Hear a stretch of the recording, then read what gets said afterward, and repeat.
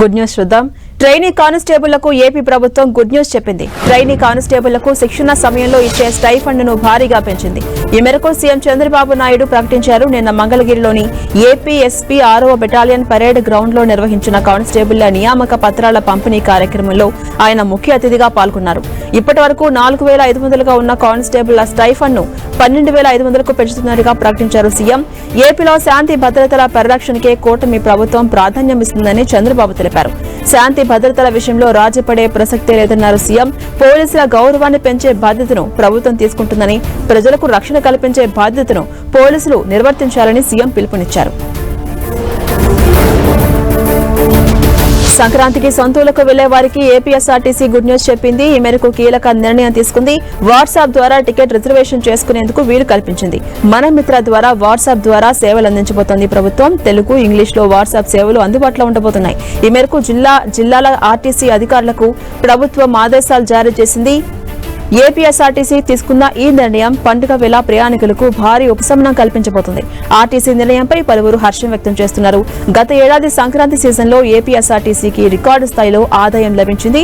జనవరి 8 నుంచి 20 వరకు ఆర్టీసీ 9,097 ప్రత్యేక బస్సులు నడిపింది. 3 రోజుల్లో 60 కోట్లకు పైగా ఆదాయం ఆర్జించింది. ఈసారి అంతకు మించి రాబట్టాలని చర్యలు ప్రారంభించినట్టుగా తెలుస్తోంది. కేంద్ర ప్రభుత్వం గత ఏడాది ప్రవేశపెట్టిన పీఎం సూర్యఘర్ ముఫ్త్ బిజ్లీ యోజన ఫలితం సత్ఫలితాలిస్తోంది. ఈ పథకం కింద దేశవ్యాప్తంగా 24.35 లక్షల కుటుంబాలు లబ్ధి పొందాయి. వీరిలో 7.7 లక్షల కుటుంబాలకు జీరో బిల్లు వచ్చినట్టుగా కేంద్రం తెలిపింది.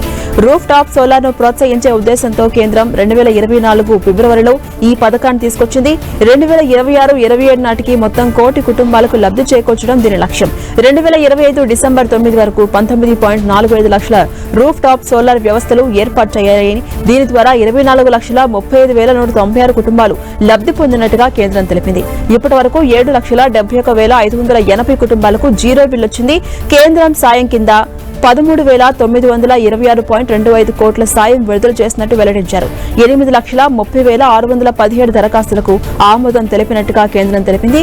ఇక ఈ స్కీమ్లో చేరేందుకు గృహ వినియోగదారులంతా అర్హులే.